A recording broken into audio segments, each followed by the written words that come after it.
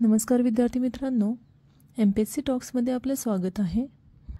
आज आपण पाहूयात भारतीय राज्यघटनेतील महत्त्वपूर्ण कलमे।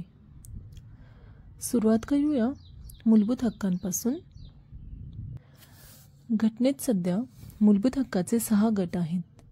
पहिला समानतेचा हक्क, स्वातंत्र्याचा हक्क, शोषणाविरुद्धचा हक्क, धार्मिक स्वातंत्र्याचा हक्क, सांस्कृतिक आणि शैक्षणिक हक्क आणि घटनात्मक उपाययोजनेचा हक्क।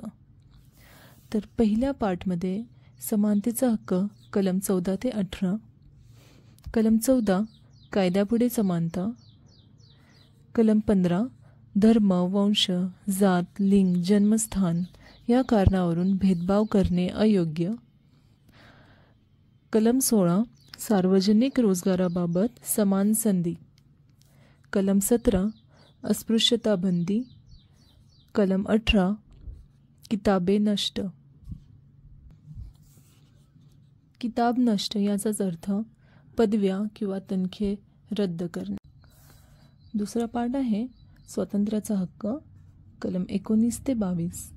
कलम 19 विविध प्रकारचे स्वातंत्र्य म्हणजेच अभिव्यक्ती स्वातंत्र्याचा अधिकार, कलम 20 दोष सिद्धतेचा अधिकार, कलम 21 जीवन जगण्याचा, जीवित व व्यक्तिगत स्वातंत्र्य याचे संरक्षण, कलम 21A 6 ते 14 वयोगटातील मुलांना मोफत शिक्षण,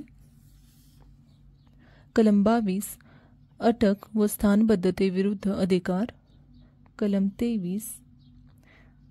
23 पासून सुरुवात होतो पार्ट 3 शोषणाविरुद्धचा हक्क, कलम 23 ते 24।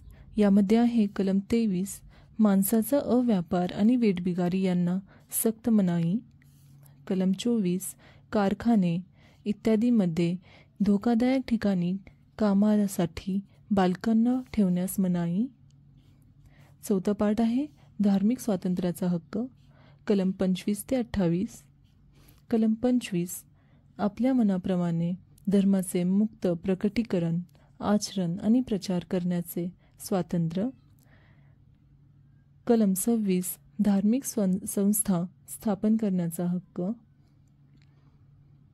कलम 27 एखाद्या विशिष्ट धर्माच्या संवर्धनाकरिता कर देण्याचे स्वातंत्र्य, कलम 28 शैक्षणिक संस्थेत धार्मिक शिक्षण दिले जाणार नाही याचे स्वातंत्र्य, म्हणजेच एखाद्या शैक्षणिक संस्थेत धार्मिक शिक्षण अथवा धार्मिक उपासना यांना उपस्थित राहण्याचे स्वातंत्र्य। पाचवा पार्ट आहे सांस्कृतिक आणि शैक्षणिक हक्क, कलम 29 ते 30। कलम 29 अल्पसंख्याक वर्गाच्या हितासंबंधाचे संरक्षण, आपली संस्कृती, लिपी, भाषा जतन करण्याचा अधिकार, कलम 30 अल्पसंख्याक वर्गांचा शैक्षणिक संस्था स्थापन करण्याचा व त्याचे प्रशासन करण्याचा हक्क, आणि पुढचा पार्ट आहे घटनात्मक उपाययोजनेचा हक्क,